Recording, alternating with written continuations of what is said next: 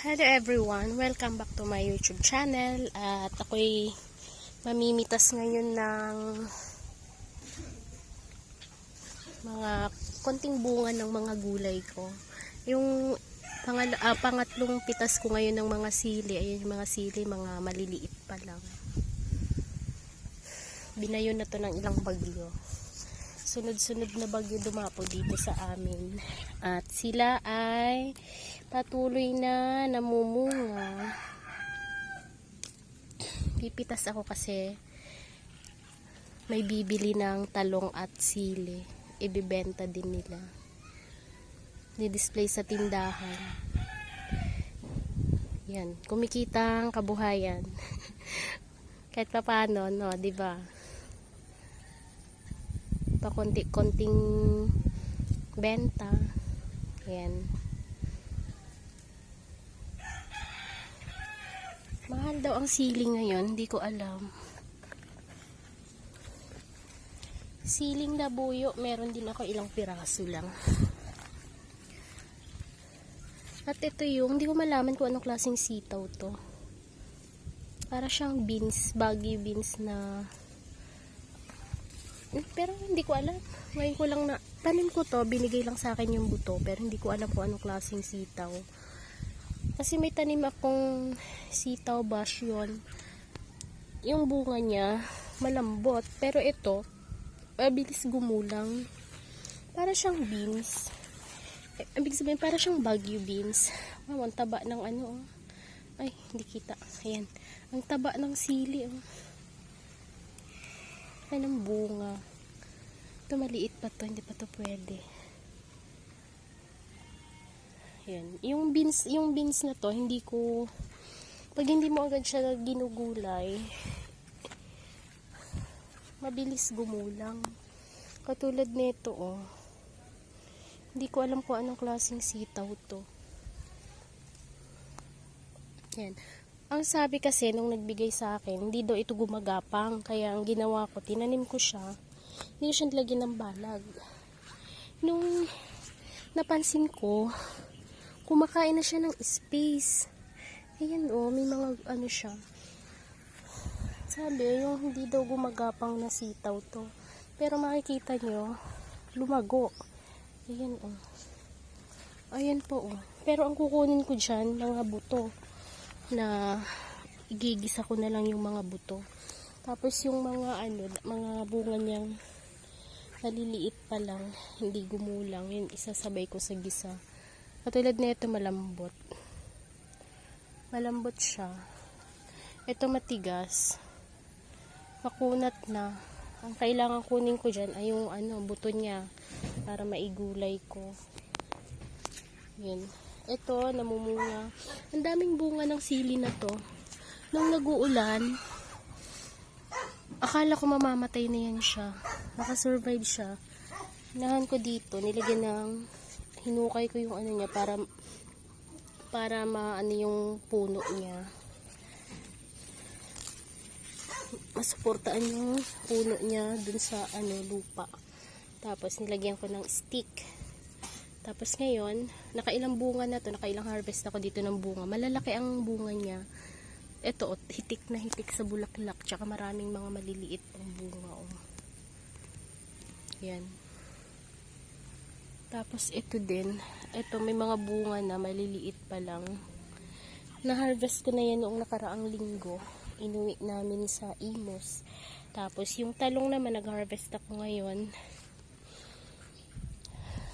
At yan, yan. Dito naman. To, ang daming bunga din na itong isa. Maliliit pa nga lang. Hindi pa pwedeng i-harvest. Yan, daming bulaklak. Puri usog. Mamulaklak kayo ng marami, ha. Yan, guys. Yung mga tanim kong organic na never nakatikim ng synthetic fertilizer. Ito yung sili na yan bumagsak, bumaon. Yung isang puno niya natumba. Tapos ang ginawa ko, dahil natumba na siya, tinumba ko na lang din. Ano yung posisyon niya noong tinumba ng hangin? hindi ko na siya ginalaw. At ang ginawa ko, binungkal na lang dito. Yan, binungkal na lang dito. Naikot yung lupa. Tapos, yung puno na natumba, tinambakan ko na lang din siya ng lupa. Tapos, ito yung original na puno. Tapos, ito yung sumibol, sanga. Ito siya, sanga na ito. Ito yung original na puno. Ang nangyari, nagkaroon ng sanga dito, namunga siya. Ayan, ayan yung bunga ng sanga. Tapos, ito naman yung original na puno. May bunga din siya. Tapos nagsanga-sanga din. Tapos itong isang sanga, nagsanga din siya, nagsanga. Namunga sila. Ayan, yung bunga ng ito. Malaki na. Pwede nang i-harvest.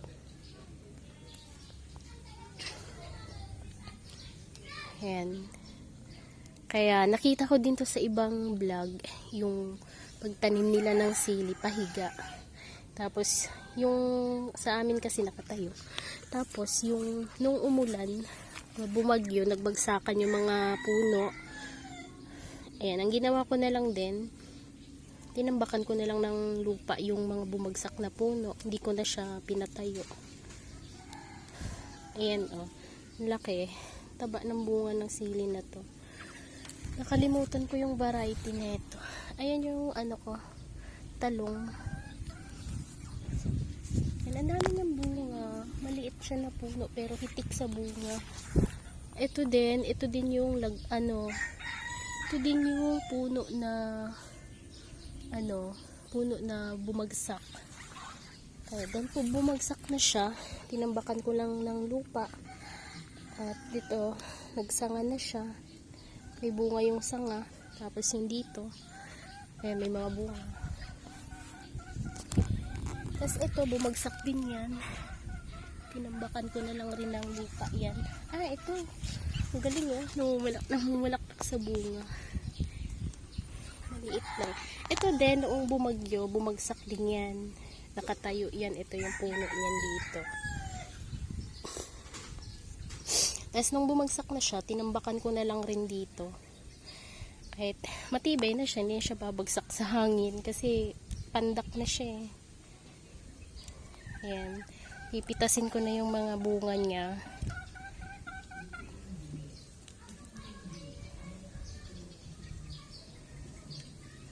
Ayan.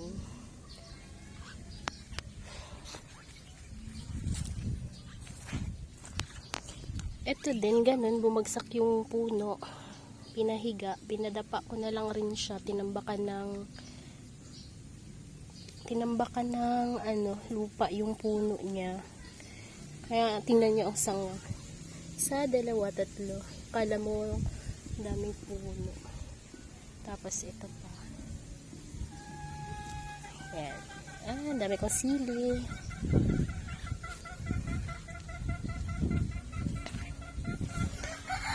Ito, na-harvest ko na to nung nakaraang linggo. Kaya lang meron pa silang mga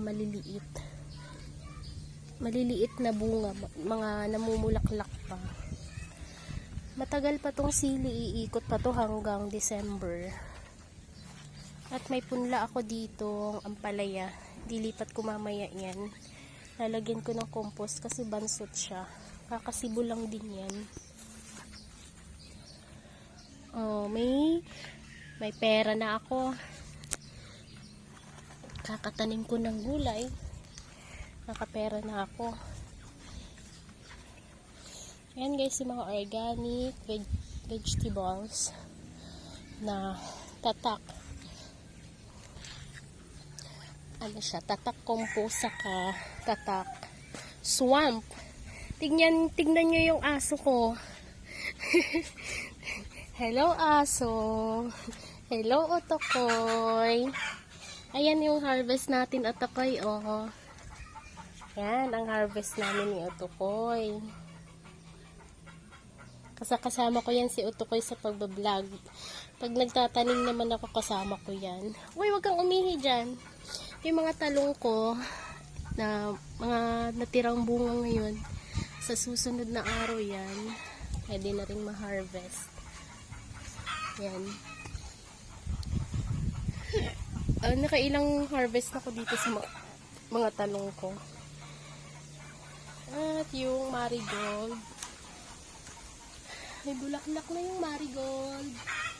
Yan, may bulaklak na. Tapos yung Thailand basil. Sabi nila, daw to? Panlaban sa insekto. Pero bakit kinain siya na insekto? Kung panlaban ito na insekto, bakit ito dinapuan na insekto? Di ba nga? Mabango lang ang amoy niya, pero hindi siya panlaban sa insekto. At tingnan nyo, may nakatira nga insekto.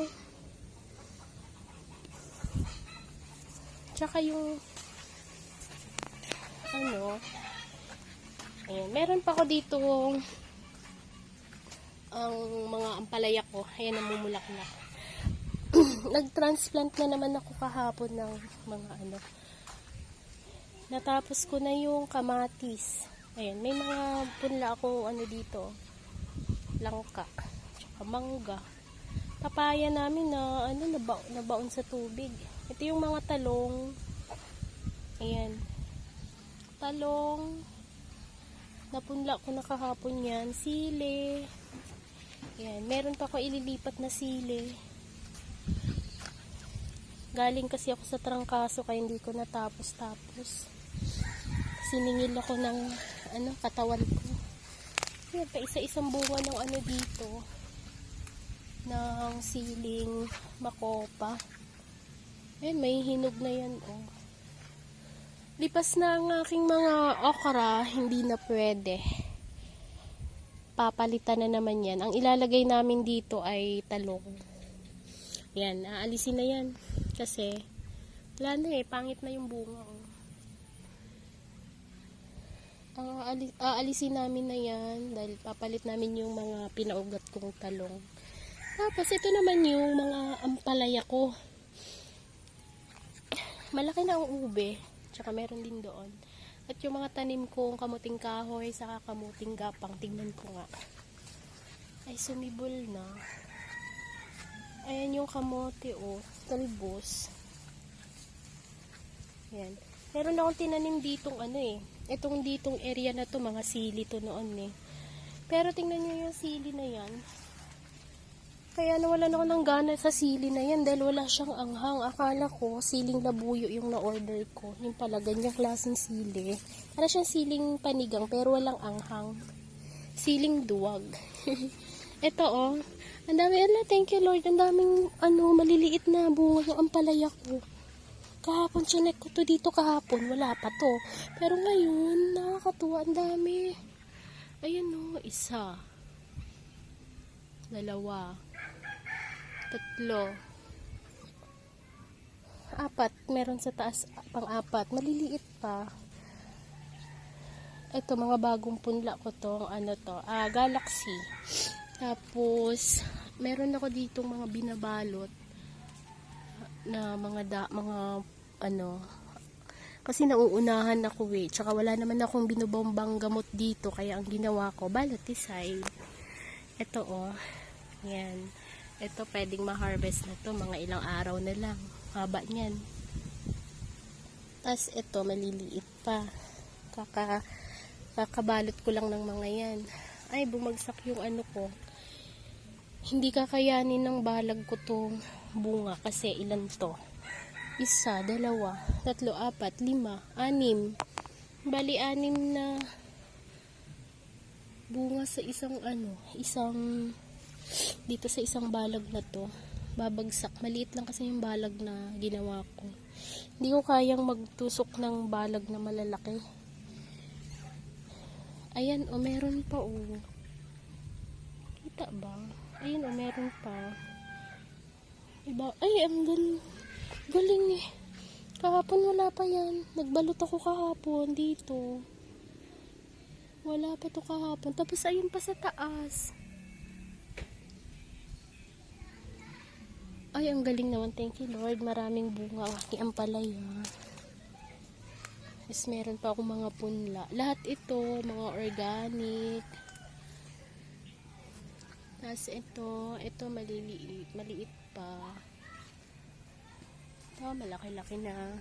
Ito, maliit pa. Ito, malaki na siya. Pwede nang ma-harvest yata, pero hindi pa. Parang ano pa, dikit-dikit pa yung ano niya. Dikit-dikit. Pero mahaba kasi siya. Hindi pa siya pwedeng ma-harvest kasi parang ano, baby pa. Pero mahaba. Ayan, no. Siguro mga 1 week. Tapos ito din, oh. Ayan, ang ano.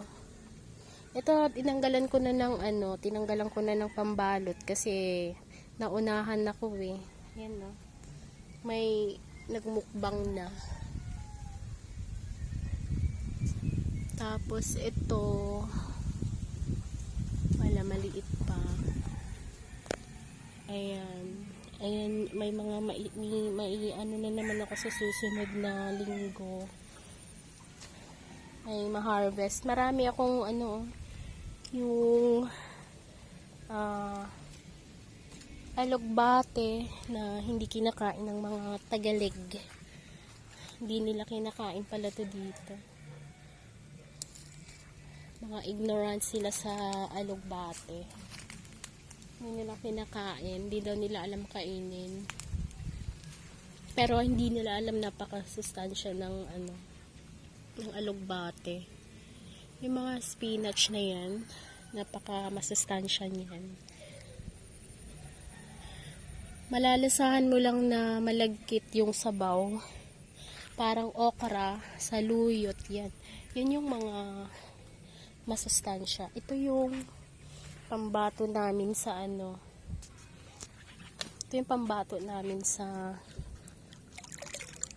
mga synthetic fertilizer. Ano to, may swamp na to. Ito yung harvest galing sa ano. Ito yung mga na-harvest namin na galing sa, ay, sayang yung tubig ng ano, ng ulan. Na-harvest galing sa swamp. Ito yung swamp.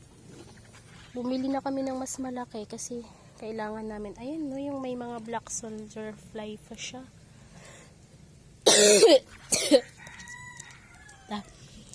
Ayan, siningil na ako ng aking katawan dahil sa kung ano mga ginagawa ko, buhat ng ano, sakit ng katawan ko. Ito yung mga ginawa kong swamp. Meron siya, halo-halo yan. Nasa naman yung pang ano. Halo-halo ito. Ang huling lagay ko dito ay ano, banana chunk. Ayan, meron yan siya mga prutas sa ilalim at mga dahon ng kakawate, ipil, at kita nyo may ano siya, oh, may ano yan, may ubas. Tapos meron yung mga mangga, saging. Bukod sa saging na katawan ng saging, meron yung mga saging laman ng bunga ng saging. Ayan, oh. May mga balat ng prutas. Kung ano-ano lang. Grabing amoy. Ayan, dyan yung mga balat ng sibuyas, bawang, yung mga ano, yung mga kalamansi, lahat ng prutas. Ayan, buto ng mangga. Anong klaseng mangga kaya ito? Siguro, ay hindi na, bulok na yung mangga. Yung bulok na yung ano. Meron ditong guyabano. Ayan. Halo-halo yan. Tapos harvest na naman yan bukas. Takpan muna natin din. Napaka masangsang ang amoy. Ito yung mga pinapaugat ko para maitransplant na doon sa mga ano, bakante. Yan, wala na yan. Wala na mga tanim yan. Ayan yung mga talong. Nagparami ako ng talong kasi ang talong matagal ang buhay, saka namumunga talaga siya all year round. Tsaka para siyang ano, kahit putulin mo yung ano niya, lilipas na yung ano niya, yung mga puno niyang iba, magulang na, puputulin na lang, tapos sisibol uli yung mga panibagong sisibol ulit yung mga panibagong talbos niya at magkakaroon ng bunga na naman. Dito, meron ako dito, namumunga na yung sili. Tapos, meron ako dyan mga, yan, luya. At ube naman. Yung ube, yan eh, hindi ko tinanim yan eh. Yun yung mga dating nagluto ko ng ube na harvest ko doon sa kabila. Yung mga balat niya, tinapon ko dito. Sumibol yung mga balat. Ayan po. Ayan sila. Kinalot ko yung mga balat eh. Tapos, yan. Alam ko na pala, ang luya pala, maganda magtanim ng luya sa kabila, sa bakanting doon sa kabila na lote namin. Pagtatamnan ko yun ng ito, kasi ang luya hindi siya alagain. Ayan, hindi siya alagain. Tapos ang mahal ng kilo ng luya pala, no? Tapos pag ito, hinayaan ko lang doon sa lote na yun kasi wala pa naman kaming tubig doon. Hayaan ko lang siya doon. Nagtatanim ako doon ng siguro mga 3 kilo. Kano ang kilo ng ngayon, ng luya. Ayan. May nabasa akong hindi ko masyadong yung post na yun na siya ng luya. 20 kilos yung panimula niyang luya. Tapos hanggang nakapag-harvest at nadagdagan na yung mga tanim niya, yung lupa na pinagtamnan niya. Nasa 500 SQM ng luya ang tanim niya. Paano pa kaya yung mga may malalaking lupain, no? Yun yung naiisip kong gawin sa kabilang lupa kasi hindi kami pwedeng magtanim doon ng mga sili, talong kasi wala pa kaming mga tubig. Alagain kasi ito sa dilig. Ang luya hindi siya alagain talaga. Ang naisip ko pa lang ngayon ay luya na lang siguro ang itatanim namin doon sa kamuting kahoy. Meron akong mga kamuting kahoy doon eh. Yun na lang siguro luya. Kaya lang ang mahal ng kilo, nasa mga 280 pa yata ngayon. At makakabenta naman na ako ngayon. May mag-iipon muna ako pambili ng luya. Makakabenta ako ngayon ng talong. Ito ang aking talong. Ko muna. Magtitimbang muna ako dito. May timbangan ako dito eh. Tapos titimbangin ko siya. Binalot ko kasi sa binalot ko sa plastic para kahit madumi yung plastic, safe pa rin yung loob.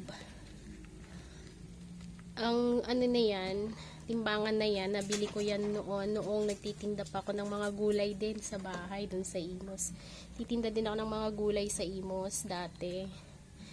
Bago kami nanirahan dito sa bukid at nagtanim-tanim. Ngayon, dun sa Imos, ang mahal ng gulay. Ayan yung na-invest ko sa invest ba yun? Ito yung napundar ko noong nagtitinda ako ng gulay. Bumili ako ng timbangan kasi yung timbangan ko sira na. Timbangin ko lang yung mga na harvest ko ngayon na gustong bilhin na kapitbahay, bebenta niya din, i-display niya sa tindahan niya. Hindi ko hinarvest lahat para may pang-ulam pa kami. Yan. Ganda ng talong ko, ang kinis.